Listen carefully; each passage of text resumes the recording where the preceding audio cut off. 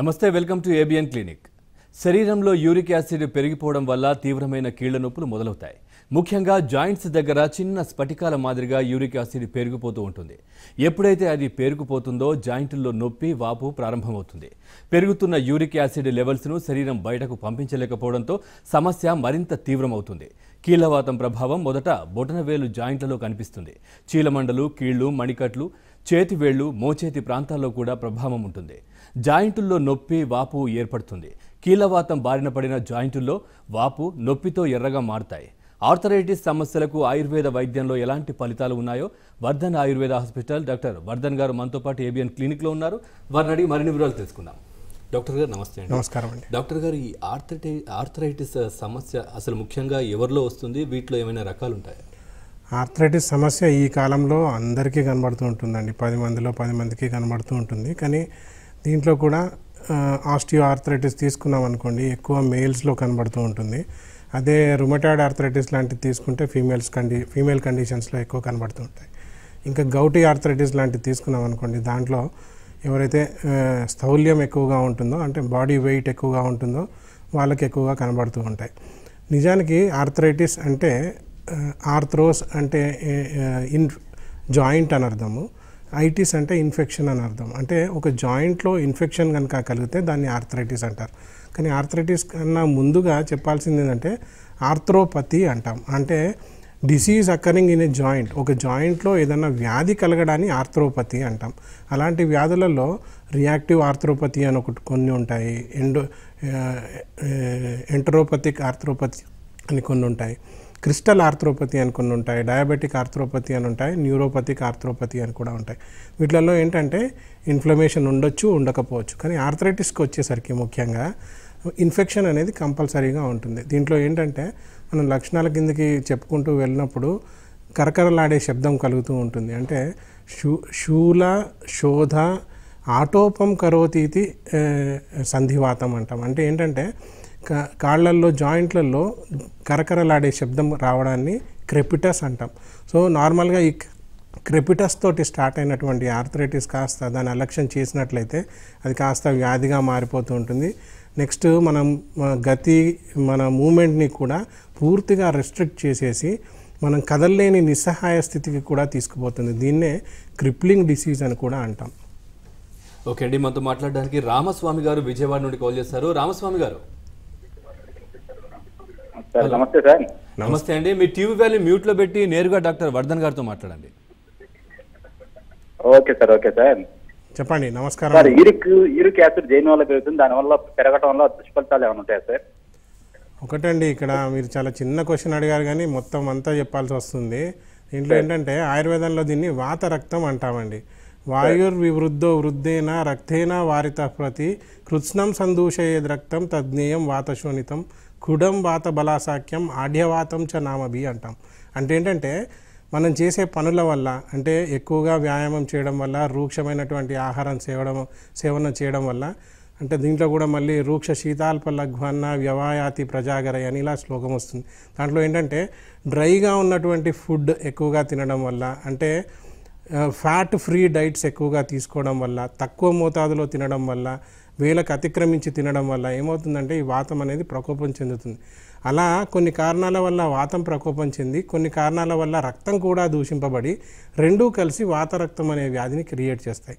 ఇది ఒక way of understanding అండి. ఇంకొక వే ఆఫ్ అండర్స్టాండింగ్ ఆయుర్వేదంలో రెండో ప్యాథోజెనిసిస్ కూడా చెప్పారు. దాంట్లో ఏంటంటే కఫం కనుక ఎక్కువగా పెరిగి మేధస్సు అంటే ఫ్యాట్ కూడా ఎక్కువగా పెరగడం వల్ల, ఈ రెండిటి వల్ల రక్తవాహ స్రోతస్సు ఏదైతే ఉందో అది అడ్డగింపబడడం వల్ల రక్తం ప్రకోపం చెంది, దాని ద్వారా వాతం కూడా ప్రకోపం చెంది మీకు మొత్తంగా వాతరక్తం అనే డిసీజ్ని క్రియేట్ చేస్తుంది అంటారు.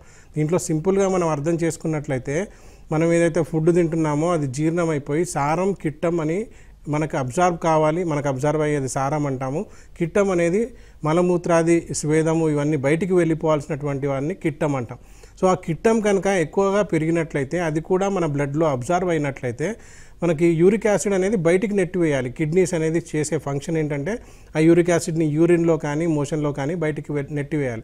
అది కనుక మన బ్లడ్లోనే అలానే ఉండిపోతూ ఉన్నదనుకోండి, ఆటోమేటికల్గా యూరిక్ యాసిడ్ లెవెల్ మన బాడీలో పెరిగిపోతుంది.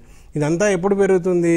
ప్యూరిన్ మెటబాలిజం అనేది ఒకటి ఉంటుంది. అంటే రెడ్ మీట్ తిన్నప్పుడు లేదా చుక్కకూర ఇలాంటివి తిన్నప్పుడు, గోంగూర లాంటివి ఫుడ్స్ తిన్నప్పుడు దాంట్లో ప్యూరిన్ కంటెంట్ అనేది ఎక్కువ ఉంటుంది. అవి తిన్నప్పుడు ఏమవుతుందంటే మన యూరిక్ యాసిడ్ లెవెల్ బ్లడ్లో ఉండాల్సిన దానికన్నా ఎక్కువ మోతాదులో ఫామ్ అవ్వడం వల్ల బయటికి నెట్టివేయలేకపోవడం వల్ల అది బ్లడ్లో చేరుకొని అది కాస్త కాళ్ళ బొటనవేలు దాకా వెళ్ళిపోయి ఆ యూరిక్ యాసిడ్ కాస్త క్రిస్టల్స్ లాగా ఫామ్ అవుతుంది. ఇది క్రిస్టల్స్ లాగా ఫామ్ అయ్యి బొటనవేలు దగ్గర పగిలిపోయి వైట్ పౌడర్ లాంటిది బయట పడుతూ ఉంటుంది. దీన్ని టోఫై అంటాం. సో అక్కడ కనుక మనకి నొప్పి బొటనవేళ్ళలో స్టార్ట్ అయిపోయి మిగతా అన్ని వేళ్లతో పాటుగా చేతి వేళ్లకు కూడా కలుగుతూ ఉంటుంది. సో దీన్ని ఆయుర్వేదంలో వాత రక్తం అంటాం. సో ఇక్కడ మనం చేయాల్సింది ఏంటంటే కఫంని తగ్గించుకోవాలి, మేధస్సుని తగ్గించుకోవాలి, వాతాహార చికిత్సలు చేయాలి, రక్తహార చికిత్సలు చేయాలి, రక్త వృద్ధి చెందేటువంటి చికిత్సలు చేయాలి, రక్త పుష్టిని కలిగించేటువంటిది చికిత్సలన్నీ చేసుకోవాలి. దీనికి ఉత్థాన వాతరక్తం, గంభీర వాతరక్తం అని 2 విధాలు ఉంటాయి. అకార్డింగ్ టు ద సిచ్యువేషన్ మనము పేషెంట్ని చూసి మనం కరెక్ట్గా డయాగ్నోస్ చేసుకొని అప్పుడు మనం ట్రీట్మెంట్ చేయాల్సిన అవసరం ఉంటుంది. డాక్టర్ గారు, ఇందాక మీరు అన్నట్టుగా ఒకప్పుడు మనం చూస్తే అంటే ఒక వయస్సు పైబడిన వాళ్లకు మాత్రమే ఈ కాళ్ళ నొప్పులు లాంటివి ఇట్లాంటి సమస్యలు, బ్యాక్ పెయిన్ సమస్యలు ఇవి వచ్చేటివి. కానీ ఈ మధ్య చిన్న చిన్న పిల్లలకి అంటే స్కూల్కి వెళ్ళే పిల్లల దగ్గర నుండి అంటే వాళ్ళు వేరు చేస్తున్నటువంటి ఆ స్కూల్ బ్యాగ్స్ అనుకోవచ్చా, లేదంటే ఇప్పుడు మన వెన్నుపూస అనేది ఎంత వెయిట్ని బేర్ చేస్తుంది. కొంతమంది పెద్ద పెద్ద బస్తాలు లాంటివి కూడా మోసుకొని తీసుకెళ్ళిపోతూ ఉంటారు, కొంతమంది చిన్న బ్యాగ్స్కే పెయిన్ వస్తూ ఉంటుంది. అసలు ఎంత వెయిట్ని బేర్ చేస్తుంది వెన్నుపూస? ఒకటండి, మీరు చాలా సింపుల్గా అడిగారు కానీ ఇది చాలా కాంప్లికేటెడ్ ఆన్సర్ నేను చెప్పాలంటే. ఎందుకంటే చిన్నపిల్లలు నార్మల్గా ఏ వ్యాధి రావాలన్నా బేసిక్ పాయింట్ ఏంటంటే న్యూట్రిషనల్ డెఫిషియన్సీ అనేది ఉంటే ఎక్కువగా వస్తుంది. సో నార్మల్గా ఏమవుతుంది, ఇంతకుముందు వెనకటి వాళ్ళకి లేదు, ఇప్పుడే ఎందుకు వస్తుంది వ్యాధి, కీళ్ళవాతం కానీ అన్ని వాత రోగాలన్నీ నొప్పిని షూలని ప్రధానంగా కలుగజేసేటువంటి వాత వ్యాధులు 80 రకాల వాత వ్యాధులు ఎందుకు కలుగుతున్నాయి అని అంటే that is mainly because of changed diet and life style. డైట్లో ఏమవుతుందంటే పోషకాహారాలు సరిగా లేకపోవడం వల్ల, సరే మనం ఇతర వైద్య విధానాలలో ఆలోచించినట్లయితే కాల్షియం, మెగ్నీషియం లెవెల్స్ అనేవి మనం కరెక్ట్గా తీసుకోకపోవడం వల్ల, అస్థిధాతు పోషణ సరిగా జరగకపోవడం వల్ల అస్థిధాతు క్షయం అనేది జరుగుతూ ఉంది. సో అస్థిధాతు క్షయం జరిగితే అస్థిధాతువుకి వాతానికి ఆశ్రయీభావ సంబంధం అంటాం. సో ఏమవుతుందంటే అస్థిధాతువు కనుక క్షయం పొందిందనుకోండి వాతం ప్రకోపం చెందుతుంది. వాతం ప్రకోపం చెందితే చాలా రకాలైనటువంటి లక్షణాలను కలిగిస్తాయి. దాంట్లో ఏంటంటే సంకోచ పర్వాణం, స్తబ్దో భేదోస్నం పర్వాణమపి, రోమహర్ష ప్రలాపశ్చ, పానీపృష్ఠ శిరోగ్రహ, ఖంజాపాంగుల్య కుబ్జప్తం, శోషాంగానామ నిద్రత, గర్భశుక్ర రజోనాశ, స్తంభనం గాత్ర సుప్తత, ఇలా చాలా లక్షణాలు కనబడతాయి. దీంట్లో ఏంటంటే ఖంజత్వము, కుబ్జత్వము, పంగుత్వం అనే లక్షణాలు కూడా కనబడతాయి. ఖంజత్వం అంటే కుంటితనము, పంగుత్వం అంటే కదలలేని పరిస్థితి. సో ఈ మాంసం కూడా క్షయం ఏర్పడుతుంది అని కూడా చెప్తారు. సో దీంట్లో ఏమవుతుంది, యాజ్ ద డేస్ ప్రోగ్రెస్ చిన్నపిల్లల దగ్గర అప్పుడు మనం న్యూట్రిషన్ ఆస్పెక్ట్ సరిగా లేదనుకోండి, అది కాస్త పెద్దవాళ్ళు అయ్యేసరిగా ఇలా వాళ్ళ స్పైన్ కానీ అస్థిధాతు అనేది పోషణ సరిగా జరగకపోవడం వల్ల దాంట్లో స్ట్రెంగ్త్ అనేది తగ్గిపోతుంది. దాంతో ఏంటంటే ఏదో ఒక వీక్ పాయింట్ రోజు ఏదో ఒక చిన్న పని చేయడం వల్ల అక్కడ మళ్ళీ దెబ్బ తగ్గడం వల్ల వెన్ను నొప్పి రావచ్చు, నడుము నొప్పి రావచ్చు, ఆర్థరైటిసే రావచ్చు, మోకాలు నొప్పి రావచ్చు, భుజం నొప్పి రావచ్చు. ఏదైనా కానీ నొప్పిని ప్రధానంగా చేసుకునే 80 రకాల వాత వ్యాధులకు దారితీయచ్చు. దాంట్లో సంధివాతమే కానివ్వండి, గృద్రశివాతమే కానివ్వండి, లాస్ట్కి పక్షవాతం అనేది సీరియస్ కాంప్లికేషన్ కూడా దారితీయచ్చు అండి. డాక్టర్ గారు, మనతో మాట్లాడడానికి శారద గారు టెలిఫోన్ లైన్లో సిద్ధంగా ఉన్నారు. శారద గారు, హలో. శారద గారు, hello. Yeah, next caller Vijayalakshmi గారు లైన్లో ఉన్నారు. విజయలక్ష్మి గారు, హలో డాక్టర్ గారు, నమస్తే అండి. నమస్కారం అమ్మా. విజయలక్ష్మి గారు, మీ టీవీ వాల్యూ మ్యూట్లో పెట్టి నేరుగా డాక్టర్ వర్ధన్ గారితో మాట్లాడండి. నా పేరు విజయలక్ష్మి అండి. చెప్పండి అమ్మా. హలో, చెప్పండి తల్లి. హలో, నా పేరు విజయలక్ష్మి అండి. నేను తాడేపల్లి నుంచి మాట్లాడుతున్నాను. చెప్పండి. తాడేపల్లి నుంచి మాట్లాడుతున్నానండి, గుంటూరు జిల్లా. ఓకే. కాలు అంటే మరి ఇది ఆర్థరైటిస్ మరి ఏంటో నాకు తెలియదండి. ఓకే కాలు లెఫ్ట్ లెగ్ కాలు చాపితే కింద ఆనట్లేదండి మోకాల దగ్గర. ఓకే అయితే అది కూర్చోడానికి అది అప్పుడప్పుడు ఇబ్బంది అవుతుందండి. మరి అది ఆర్థరైటిస్ మరి అది ఏంటో తెలీదు. ఇంతకు ముందు ఒక 3 years బ్యాక్ ఇలాగే జాయింట్ పెయిన్స్ వచ్చిందండి. ఓకే మందులు వాడితే తగ్గిపోయాయి. అప్పుడు ఏమైనా ఎక్స్రే చేయించారా తల్లి? అప్పుడు ట్రీట్మెంట్ తీసుకున్నానండి, తగ్గిపోయింది వెంటనే. ఒక 2 months కి తగ్గిపోయింది. ఓకే అమ్మ, ఒకటే అమ్మా, ఇక్కడ వెనుకకి ఆనుకోవట్లేదు అని అంటే కంపల్సరీగా జాయింట్ ప్యాథాలజీ అనేది ఏర్పడి ఉండాలి. జాయింట్ ప్యాథాలజీ అంటే జాయింట్లో మీకు కండరాలు ఉంటాయి, సిరలు ఉంటాయి, ధమన్లు ఉంటాయి, అక్కడ సందులు ఉంటాయి, ఇవన్నీ కూడా ఉంటాయి. మాంస శిరా స్నాయు అస్థి సంధి ఇవన్నీ కూడా కలిసి ఉండడాన్నే జాయింట్ అంటామమ్మా. ఆ జాయింట్లో కండరాల వ్యవస్థలో తేడా ఉండొచ్చు, లేదా అక్కడ బ్లడ్ సర్క్యులేషన్లో తేడా ఉండొచ్చు, లేదా అక్కడ జాయింట్ స్పేస్లో కూడా తేడా ఉండొచ్చు, కార్టిలేజ్ అయినా వార్న్ అవుట్ అయ్యి ఉండొచ్చు, ఏదైనా ఉండొచ్చు. కానీ బేసిక్గా అది తెలుసుకోవాలి అని అంటే గట్టిగా ఉండే బోన్స్ని మనం కరెక్ట్గా అలైన్మెంట్ కరెక్ట్గా ఉందా లేదా అని చూడాలంటే ఆయుర్వేద పరీక్షల ద్వారా కొన్ని చేయొచ్చు, లేదంటే ఒక సింపుల్ డిజిటల్ ఎక్స్రే చేయిస్తే మీకు జాయింట్స్ ప్యాథాలజీ ఏమైనా ఉందా లేదా అనేది తెలుసుకోవచ్చమ్మా. ఏదేమైనా మీరు చెప్పే లక్షణాన్ని బట్టి అది సంధివాతం కిందనే నాకు అనిపిస్తుంది. సంధివాతం అంటే ఏంటంటే వాతపూర్ణ ధృతిస్పర్శ శోధ సంధిగతనిలే ప్రసరణ ఆకుంచనయో ప్రవృత్తిశ్చ సవేదన అంటాం. అంటే ఏంటంటే మీరు చెప్పే లక్షణం ఏంటంటే కదిలించడం కానీ మడుచుకోవడం కానీ, ప్రసరణ ఆకుంచనయో ప్రవృత్తిశ్చ సవేదన అంటే అప్పుడు మీకు నొప్పి ఎక్కువగా కలగడానికి సంధివాతం అంటాం. సో అక్కడ ఉన్నటువంటి జాయింట్లో మీకు వాతం పెరిగిపోవడం వల్ల ఇవన్నీ కూడా ప్రాబ్లమ్స్ కలుగుతున్నాయమ్మా. దాంట్లో మనం ఓవరాల్ జాయింట్ ప్యాథాలజీని నార్మలైజ్ చేసేటువంటి చికిత్సలు చేస్తే మీకు కంపల్సరీగా తగ్గుతుంది. దానికోసం వాతాహార చికిత్సలు ఉంటాయి, ఎక్స్టర్నల్ థెరపీస్ ఉంటాయి, ఆహారపు అలవాట్లు మార్చుకునేది ఉంటాయి. ఇవన్నీ కూడా మిమ్మల్ని చూసి ఒకసారి మీ శరీర ధర్మాన్ని బట్టి, వ్యాధి తీవ్రతను బట్టి మనం అందివ్వాల్సి ఉంటుంది. ఓకే అండి, నెక్స్ట్ కాలర్ శ్రీనివాస్ రెడ్డి గారు ఆత్మకూరు నుండి కాల్ చేస్తారు. శ్రీనివాస్ రెడ్డి గారు, హలో. నమస్తే. చెప్పండి, మీ సమస్య ఏంటో అడగండి. డాక్టర్ వర్ధన్ గారు ఉన్నారు. సార్ నాకు నమస్తే. నమస్కారం, చెప్పండి. అది నరాల బలహీనత సార్, ఈ జాయింట్ల కాడ ఒక మొత్తం నరాలు మొత్తం సార్. జాయింట్ల దగ్గర నరాల బలహీనత అంటున్నారు అంటే ఏమవుతుంది? నొప్పి వస్తుందా? తిమ్మిర్లు వస్తున్నాయా? రోడ్డు మంది నచ్చలేక సార్, బలహీనత బాగా ఎక్కువసేపు నడవలేకపోతున్నారు. ఇంతకుముందు ఏమైనా మందులు వేసుకున్నారా మరి దానికోసం? మామూలుగా వాడుతున్నాం సార్, ఏం పని చేయలేదు సార్. ఓకే, ఒకసారి మీరు దగ్గరలో ఉన్న డాక్టర్కి చూపించండి, లేదంటే ఒకసారి రిపోర్ట్లన్నీ తీసుకొని రండి. మీ వ్యాధిని కరెక్ట్గా గుర్తించిన తర్వాతనే, అంటే ఆయుర్వేదం ప్రకారం రోగి పరీక్ష చేసిన తర్వాతనే మనం కరెక్ట్గా మీకు ఏమన్నా చెప్పడానికి వీలవుతుందండి. అందుకోసం మీరు చెప్పేది ఏంటంటే జాయింట్ కండరాల నొప్పి అంటున్నారు, కీళ్ళ నొప్పి అంటున్నారు, మళ్ళీ మిగతా లక్షణాలు కూడా చెప్తున్నారు. కాబట్టి ఒకసారి మిమ్మల్ని చూసి మనం మాట్లాడితేనే కరెక్ట్గా ఉంటుందండి. ఓకే అండి, నెక్స్ట్ కాలర్ రవిచంద్రారెడ్డి గారు చిత్తూరు నుండి కాల్ చేస్తారు. రవిచంద్రారెడ్డి గారు, హలో. హలో, చెప్పండి, మీ సమస్య ఏంటో అడగండి. డాక్టర్ గారు ఉన్నారు. సార్ డాక్టర్ వదరు గారా? అవునండి, మాట్లాడుతున్నాను, చెప్పండి. సార్ నేను చిత్తూరు నుంచి సార్. చెప్పండి సార్. మా భార్యకి 2005వ సంవత్సరంలో గర్భసంచి తీసేసినారు సార్. ఓకే. ఆ తీసేసిన దానివల్ల ఏం చేశారంటే గర్భసంచిలో గడ్డ లేకుండా వాళ్ళు ఓవరీస్ తీసేసినారు సార్. ఓకే. మళ్ళీ సెకండ్ ఓవరీస్ కూడా తీసేసినారు సార్. ఓకే. అక్కడి నుంచి మా భార్యకి కాల్షియం డౌన్ అయిపోయి ఓకే ఎన్ని జాయింట్లు ఉంటే అన్ని జాయింట్లు పెయిన్ సార్. ఓకే. ఎంత వయసు? 43 సార్. ఓకే. రీసెంట్ గా సార్ కుడి చేతిలో 5,000 పనిచేయలేదు సార్. ఓకే. అవును సార్. ఇదేంటంటే మీరు చెప్పే పాయింట్, మీరు గమనించిన పాయింట్ కరెక్టే. నార్మల్గా ఏమవుతుందంటే హిస్టరెక్టమీ చేసిన తర్వాత, కంప్లీట్ హిస్టరెక్టమీ కనుక చేసినట్లయితే ఈస్ట్రోజన్, ప్రొజెస్ట్రాన్ అనే హార్మోన్స్ ఉంటాయి, ఫీమేల్ హార్మోన్స్, అంటే స్త్రీతత్వాన్ని ఎప్పటికీ కాపాడేటువంటి హార్మోన్స్ ఉంటాయి. దాంట్లో ఈస్ట్రోజన్, ప్రొజెస్ట్రాన్ అని ఉంటాయి.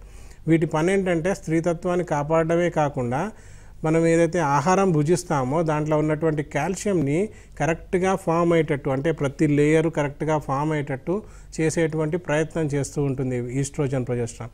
ఒకసారి ఆపరేషన్ కనుక జరిగినట్లయితే, హిస్టెక్టమీ కనుక జరిగినట్లయితే ఆ కాల్షియం బైండింగ్ కెపాసిటీ అనేది కోల్పోతూ ఉంటుంది. దాంతో ఏంటంటే ఎముకలు గొల్లబారిపోయినటువంటి కండిషన్స్ అన్నీ ఏర్పడతాయి. మీరు చెప్పినట్టుగా అన్ని జాయింట్లు అన్ని భూమికలు కూడా వీక్ అయిపోయి ఆస్టియోపీనియా అని ఆస్టియోపోరోసిస్ అనే వ్యాధికి దారితీస్తూ ఉంటాయి.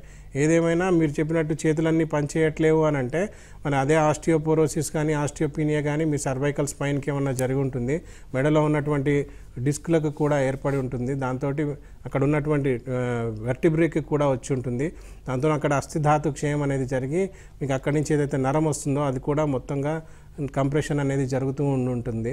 ఏదేమైనా ఒకసారి రిపోర్ట్స్ అన్ని తీసుకొని మీ ఆవిడని తీసుకొని చిత్తూరు అంటున్నారు, మరి తిరుపతి మీకు దగ్గర అయితే అక్కడికి ఒకసారి తీసుకొని రండి. ఈ శుక్రవారం అక్కడే ఉంటాను, మీరు వచ్చి ఒకసారి రిపోర్ట్స్ చూపిస్తే మనం కరెక్ట్గా మందు ఇవ్వడానికి వీలవుతుందండి. ఓకే అండి. నెక్స్ట్ కాలర్ రమణమ్మ గారు మార్కాపురం నుండి కాల్ చేస్తారు. రమణమ్మ గారు నమస్తే సార్. నమస్తే అండి, చెప్పండి మీ సమస్య ఏంటో అడగండి. డాక్టర్ గారు ఉన్నారు. నమస్తే డాక్టర్ గారు. నమస్కారం అమ్మా. సార్ మా మదర్ కి రుమటైటిస్ ఆర్థరైటిస్ టెస్ట్ చేపించారు, కానీ రిజల్ట్ నెగిటివ్ వచ్చింది. ఓకే. కానీ బాడీ మీద రియాక్షన్స్ అలానే ఉన్నాయి సార్. అంటే కీళ్ళు మొత్తం పట్టుకుపోవడం, ఓకే, అవి ఉబ్బడము, సాల్ట్ ఫామ్ అయినప్పుడు వచ్చే ఉంటాయి కదా పటికల్లాగా ఫామ్ అవడము, దాని లక్షణాలన్నీ ఉన్నాయి సార్. అమ్మా ఒకటి ఇక్కడ గమనించాల్సింది ఏంటంటే అందరికీ ఆర్ఏ ఫ్యాక్టర్ పాజిటివ్ రావాలని రూల్ లేదమ్మా. ఆర్ఏ ఫ్యాక్టరే కంపల్సరీ పాజిటివ్ రావాలని రూల్ లేదు. ఏదేమైనా ఇప్పుడు మనం రుమటాయిడ్ ఆర్థరైటిస్ అంటే ఆయుర్వేదంలో ఆమవాతం అంటాం. ఆమం అనేది ఎప్పుడు ఏర్పడుతుంది అని అంటే మనం ఏదైతే ఆహారం భుజిస్తామో అది మన జీర్ణ వ్యవస్థ సరిగ్గా లేకపోవడం వల్ల, అది సరిగ్గా జీర్ణం కాకపోవడం వల్ల ఏదైతే ఎండ్ ప్రోడక్ట్ ఫామ్ అవుతుందో అది కరెక్ట్గా అయినటువంటి ఎండ్ ప్రోడక్ట్ ఫామ్ కాకపోవడం వల్ల, అంటే సారవంతమైనటువంటి ఆహారం ఫామ్ కాకపోవడం వల్ల, ఆహార రసం అనేది కరెక్ట్గా ఏర్పడకపోవడం వల్ల అది కాస్త నెక్స్ట్ ఉత్తరోత్తర ధాతువులు రసధాతు, రక్తధాతు, మాంసధాతు, అస్థి, మేధోధాతు, మజ్జాధాతు, శుక్రధాతువు దాకా ఏవైతే ఉన్నాయో ఆ ధాతు పోషణ క్రమంలో ఏదైతే జరుగుతుందో వాటికి కూడా టాక్సిక్ మెటీరియల్ అనేది, ఆ విష పదార్థం, వ్యర్థ పదార్థం అనేది దాంట్లో కూడా ఇంక్లూడ్ అవ్వడం వల్ల ఇవన్నీ కూడా జరుగుతాయమ్మా. ఏమవుతుందంటే రక్త ప్రసరణ జీర్ణమైన తర్వాత అది మనకి మొత్తం బ్లడ్ అంతా సర్క్యులేట్ కావాలి కాబట్టి ఆ సర్క్యులేట్ అయ్యే క్రమంలో త్రికసంధి ప్రవేశకవు అంటాం. అంటే ఏంటంటే సాక్రం మన శ్రోణి ఫలకం దగ్గరికి చేరి ఎక్కడైతే స్పేసెస్ ఉన్నాయో జాయింట్ స్పేసెస్ దాంట్లో ఆ చెడుతనం అంతా ఇరుక్కుంటూ ఉంటుంది. అక్కడ ఉన్నటువంటి కణాలు మనకు ఆపోజిట్గా పనిచేయడం స్టార్ట్ చేస్తాయి. ఎప్పుడైతే ఆపోజిట్గా పనిచేయడం స్టార్ట్ అయిందో అప్పుడే మీకు ఆర్ఏ ఫ్యాక్టర్ పాజిటివ్ కనబడుతుందే కానీ ఈ డిసీజ్ ప్రాసెస్ అంతా కూడా మీకు ఆర్ఏ ఫ్యాక్టర్ పాజిటివ్గా కనబడాల్సినటువంటి అవసరం లేదు. కొన్ని కండిషన్స్లో సి రియాక్టివ్ ప్రోటీన్ అనేది పాజిటివ్ కనబడుతుంది, లేదా ఈఎస్ఆర్ అనేది కూడా పాజిటివ్గా ఎక్కువగా కనబడుతుంది, లేదా ఏఎస్ఓటీ ఇవన్నీ కూడా పాజిటివ్గా కనబడతాయి. ఏదేమైనా అంగమర్దో అరుచిస్తృష్ణ ఆలస్యం గౌరవం జ్వర అపాకశూనతాంగానం ఆమవాతస్య లక్షణం అంటాం. అంటే అంగమర్దం అంటే సివియర్ బాడీ పెయిన్స్ ఉంటాయి, అరుచి అంటే బాగా టేస్ట్లెస్నెస్ ఉంటుంది, తృష్ణ అంటే బాగా దాహం వేస్తుంది, అపాకశూనతాంగానం అంటే జాయింట్ ఒక రోజు ఒక జాయింట్లో పెయిన్ అనిపిస్తుంది, ఇంకొక రోజు ఇంకొక జాయింట్లో పెయిన్ వస్తుంది. ఇవే కాకుండా ఎక్కువగా బహుమూత్రత్వం అంటే యూరినేషన్కి ఎక్కువగా వెళ్ళాలనే కోరిక, లేదా విబంధం అంటే కాన్స్టిపేషన్ అనేది ఎక్కువగా కలగడం. ఇవే కాకుండా వృశ్చిక దంశవత్ వేదన అంటాం. ఎంత సివియర్గా పెయిన్ ఉంటుందంటే మనం కంపల్సరీగా తేలు కుట్టినప్పుడు ఏ రకంగానైతే మంట పోటుతో కనబడుతుందో ఆ రకమైనటువంటి లక్షణాలు కూడా కనబడతాయి. ఇదంతా కూడా ఆమవాతం అంటామమ్మా. దీనికి అగ్నిని పునరుద్ధి చేసేటువంటి చికిత్సలు చేయాలి, ఆమహార చికిత్సలు చేయాలి. ఇది చాలా పెద్ద ప్రొసీజరు. కొన్ని కండిషన్స్లో 6 months to 1 year కూడా పట్టొచ్చు. ఏదేమైనా అది నార్మల్ అప్పుడే ప్రారంభమైనటువంటి ఆమవాతమా, లేకుంటే ప్రావృద్ధ ఆమవాతమా, లేకుంటే ఆమ విషంగా మారిందా అనేది మనం కరెక్ట్గా తెలుసుకొని దాన్ని తగినట్లుగా చికిత్సలు చేయాల్సినటువంటి అవసరం ఉంటుంది. ఓకే డాక్టర్ గారు, మనతో మాట్లాడడానికి నాగేశ్వరరావు గారు మాటూరు నుండి కాల్ చేశారు. నాగేశ్వరరావు గారు హలో. నమస్కారం అండి. చెప్పండి. హలో నమస్కారం అండి డాక్టర్ గారు. నమస్కారం అండి, చెప్పండి. నాకు 15 సంవత్సరాలు షుగర్ వచ్చి. ఓకే హలో చెప్పండి. షుగర్ వచ్చి 15 సంవత్సరాలు అవుతుందండి. లెఫ్ట్ హ్యాండ్ దగ్గర ఒక సంవత్సరం నుంచి లెఫ్ట్ హ్యాండ్ గూడి దగ్గర నుంచి బాగా పెయిన్ వస్తుందండి. లెఫ్ట్ హ్యాండా? ఎక్కడండి? లెఫ్ట్ హ్యాండ్ గూడు ఉంటుంది కదా పైన ఓకే ఓకే గూడు దగ్గర అక్కడి నుంచి పెయిన్ వస్తుందండి బాగా విపరీతంగాను. అక్కడి నుంచి కింద జాలు వాడినట్టుగా ఉంటుంది, పెయిన్ మాత్రం బాగా పైన విపరీతంగా ఉంటుంది. అంటే ఎప్పుడన్నా కింద పడ్డారా, దెబ్బ తగిలిందా? లేదండి. ఎక్స్రేలు ఏమైనా చేయించారా మెడకి? ఆ ఎక్స్రే చూపించారండి, ఒకసారి గూడు దగ్గర ఇంజక్షన్ కూడా చేశారు, అప్పుడు తగ్గింది, మన తర్వాత వస్తుందండి. ఎట్లా భుజానికా గూడ అంటే మీరు చెప్పేది భుజానికా నొప్పి? వెనకమాల అండి. వెనకమాల మెడ వెనకాల వెనకమాల. ఓకే, ఒకసారి ఎక్స్రే చేయించండి, నార్మల్ ఎక్స్రే. మీకు వెన్నులో ఏమైనా సమస్య ఉందేమో తెలుస్తుంది. అది లేదు అక్కడ వెనకాల నొప్పి వస్తుందంటే కారణాలు చాలా ఉంటాయి. ఒకటి వచ్చేసి కడుపులో కూడా అసిడిటీ అలాంటివి ఏమైనా ఉన్నా కానీ వెనకాల నొప్పి వస్తుంది. రెండోది సర్వైకల్ స్పాండిలైటిస్ అంటే వెన్నులో డిస్కులు అరిగిపోవడం వల్ల కూడా మీకు అక్కడ నరాల మీద ఒత్తిడి పడడం వల్ల కూడా నొప్పి వస్తుంది. లేదా గుండె సమస్యలు ఉన్నా కానీ వెనుకకు నొప్పి వస్తుంది. ఏదేమైనా ఒకసారి మీరు సింపుల్ ఎక్స్రే చేయించండి ఫస్ట్, లేదా దగ్గరలో ఉన్నటువంటి సీనియర్ ఆయుర్వేద వైద్యులను కలవండి. మిమ్మల్ని చూసేసి మీకు డయాగ్నోస్ చేసి దాన్ని తగ్గట్టుగా మందులు ఇస్తారు. ఓకే అండి. నెక్స్ట్ కలర్ రవి గారు విజయనగరం నుండి కాల్ చేస్తారు. రవి గారు సార్ చెప్పండి, మీ సమస్య ఏంటో డాక్టర్ వర్ధన్ గారు ఉన్నారు. నమస్తే వర్ధన్ గారు. నమస్కారం అండి, చెప్పండి. నా వయసు 32 years ఉంటుందండి. ఓకే, గతంలో కాస్త కాలు నొప్పి వచ్చేది సార్. అది రెగ్యులర్ గా రావడంతో ఆర్థోపెడిషన్ చూపించాను. ఓకే, ఆర్థోపెడిషన్ చూపించిన తర్వాత వాళ్ళు ఏమన్నారంటే నరం నరిగినట్టుంది అని చెప్పేసి ఎంటైర్ బెడ్ రెస్ట్ ఇస్తూ కొద్దిగా సజెషన్ చేశారు ట్రీట్మెంట్. ఓకే, లాస్ట్ 20 days నుంచి తను అలానే ఉంది. ఆపరేషన్ పడుతుందేమో అన్నట్టు కూడా మాట్లాడారు అనమాట. Ayurvedic doctor. కాదండి, నడుములో నొప్పి వస్తుందా, కాలంతా నొప్పి వస్తుందా? కాళ్ళంతా నొప్పి వస్తుందండి. వాళ్ళు నడుము నొప్పి అని చెప్పారనమాట. అంటే నడుము దగ్గర నరం వెలుపడింది అని చెప్పారు మేడం. ఇప్పుడు కాస్త నడుము కూడా నొప్పి వస్తుందండి. ఒకటండి, దీంట్లో ఏంటంటే మీరు చెప్పే లక్షణాలను బట్టి చూస్తే వెన్నులో సమస్య ఉందన్నట్టుగా అనిపిస్తుంది. వెన్నులో సమస్య రావడానికి ప్రధానంగా 3 కారణాలు ఉంటాయండి. ఒకటి, వెన్నులో ఉండేటువంటి కండరాల వ్యవస్థ అంటే మస్కులార్ సిస్టమ్ ఏదైతే ఉందో దాంట్లో డిస్ఫంక్షన్ ఏర్పడడం వల్ల కండరాలు, లిగమెంట్లు, టెండన్లు ఏవైతే ఉంటాయో వాటిల్లో తేడా రావడం వల్ల అక్కడ ఉన్నటువంటి కండరాల వ్యవస్థ సంకోచ వ్యాకోచ అవస్థలకు బదులు ఓన్లీ సంకోచ అవస్థలనే ఉండి ఒత్తిడి తీసుకురావడం వల్ల మీకు నొప్పి కలగవచ్చు. రెండోది ఏంటంటే అది సంకోచ అవస్థలో ఉండడం వల్ల డిస్క్ వెన్నుముకకి మధ్యలో స్పేస్ ఏదైతే ఉందో అది నారో అయిపోయి మధ్యలో ఉన్నటువంటి డిస్క్ మీద కూడా ప్రెషర్ పడడం వల్ల డిస్క్లో కొన్ని సమస్యలు ఏర్పడతాయి. దాంట్లో డిస్క్ బల్జ్ అంటాము, డిస్క్ ప్రొట్రూషన్ అంటాము, డిస్క్ సీక్వెస్ట్రమ్ అంటాము, డిస్క్ ఎక్స్ట్రూజన్ కూడా అంటాం. ఇలా 4 దశల వారీగా వస్తాయి. దాంట్లో ఏ దశలో ఉన్నారు అనేది తెలుసుకుంటే దానికి చికిత్స చేయడం ఈజీ అవుతుంది. మూడోది ఏంటంటే ఆ డిస్క్ ఏదైతే ఉందో బయటికి ఒక గట్టి వలయం ఉంటుంది, లోపల ఒక గుజ్జు లాంటి పదార్థం ఉంటుంది. ఆ గట్టి వలయం కనుక పగిలిపోయి లోపల గుజ్జు బయటికి వచ్చినప్పుడు పక్కన ఉన్నటువంటి నరం మీద కనుక దాని గుజ్జు అంటుకున్నప్పుడు మీకు అక్కడ కాటరైజేషన్ ఎఫెక్ట్ వల్ల నరం ఎక్కడి దాకానైతే వెళ్తుందో అక్కడి దాకా కూడా సూదులతో పొడిచినట్టు బాధ, పట్టేసినట్టు బాధ, పిండేసినట్టు బాధ, ఇలా 42 రకాల బాధలు కనబడుతూ ఉంటాయి. సో మీ వైఫ్కి కండరాల వ్యవస్థలో తేడా ఉందా, లేదా డిస్కుల్లో సమస్య ఉందా, లేకుంటే నరాల సమస్య ఏర్పడిందా అనేది కరెక్ట్గా గుర్తించినప్పుడు మనం చికిత్స చేయడం సులభతరం అవుతుంది. దానికోసం ఏంటంటే ఒకసారి తనని చూపించండి, తనకు చేసినటువంటి రిపోర్ట్స్ అన్నీ కూడా తీసుకురండి, చూసేసి కరెక్ట్ అయినటువంటి చికిత్స ఇవ్వడానికి వీలవుతుంది. డాక్టర్ గారు, ఇందాక మీరు అన్నట్టుగా ఈ సర్వైకల్ స్పాండిలోసిస్ అట్లాగే ఈ మెడ నొప్పి కూడా దీనివల్ల ఏంటంటే చాలామంది అంటే లేచినప్పుడు వామిటింగ్స్ అవ్వడం, పడుకుని ఉంటే బాగానే ఉంటుందని చెప్తూ ఉంటారు, లేచినప్పుడు వామిటింగ్స్ అవ్వడం, అట్లాగే తల తిరగడం, ఇట్లాంటి సమస్యలతో హాస్పిటల్కి వెళ్ళినప్పుడు ఏదో అంటే తలకు సంబంధించి ఎంఆర్ఐ స్కాన్లని ఇవన్నీ చేయిస్తూ ఉంటారు. అంతా చూసిన తర్వాత ఏమవుతుందంటే స్పాండిలోసిస్ అనే సమస్య తెలుస్తుంది. కానీ ముందు టెన్షన్ పడి ఇవన్నీ చేయడం అవసరం? అసలు ముందుగా ఎట్లా గుర్తించవచ్చు ఈ స్పాండిలోసిస్? ఒకటండి, సర్వైకల్ స్పాండిలైటిస్ అనేది ఏదైతే ఉందో, స్పాండైలోసిస్ అనేది ఏదైతే ఉందో దాంట్లో ముఖ్యంగా 3 లక్షణాలు కనబడతాయండి. ఒకటి యాక్సియల్ పెయిన్ అంటాం. యాక్సియల్ పెయిన్ అంటే ఓన్లీ మెడ ప్రాంతంలో మీకు నొప్పి రావడం. అది ఇంకా దాన్ని అలా అలక్ష్యం చేసినప్పుడు ఏమవుతుందంటే సర్వైకల్ రాడిక్యులోపతి అంటాం. అంటే చెయ్యంతా కూడా ఈ 3 వేళ్ళు, ఈ 2 వేళ్ళకి రేడియల్ నర్వ్, అల్నార్ నర్వ్ అని ఉంటాయి. వాటికి కూడా టింగ్లింగ్ సెన్సేషన్, నమ్నెస్ ఇవన్నీ కూడా కలుగుతూ ఉంటాయి. మూడోది ఏంటంటే సర్వైకల్ మయలోపతి అంటాం. మయలోపతి అంటే మెయిన్గా ఈ కండరాలు ఏవైతే ఉన్నాయో, ఈ చేతిలో ఉన్న కండరాలు అవన్నీ కూడా ఎండిపోయినట్టుగా కూడా అవుతుంటాయి. ఈ 3 లక్షణాలు కనుక కనబడ్డట్టయితే ఇవి మెయిన్ సిమ్టమ్స్ అంటాం. మార్జినల్ సిమ్టమ్స్ అని కూడా ఉన్నాయి. ఇంతకుముందు మీరు చెప్పినట్లు వామిటింగ్ సెన్సేషన్ వచ్చినట్లు, నాసియా ఫీలింగ్ వచ్చినట్లు, కళ్ళు తిరుగుతున్న ఫీలింగ్ వచ్చినట్లు, లేదా భుజంలో నొప్పి రావడం కానీ, లేదా సివియర్ మైగ్రేన్ హెడ్ఏక్స్ రావడం కానీ, నిరంతరాయంగా హెడ్ఏక్స్ ఉండడం కానీ, ఇవన్నీ కూడా మార్జినల్ సిమ్టమ్స్ అంటాం. అంటే అవి సపరేట్గా లక్షణాలు కనబడచ్చు, సపరేట్ వ్యాధుల్లాగా కనబడచ్చు. మన వెన్నుపూసకి సమస్య ఏర్పడితే సర్వైకల్ స్పాండైలోసిస్లో కూడా మీకు ఆ లక్షణాలు కనబడచ్చు.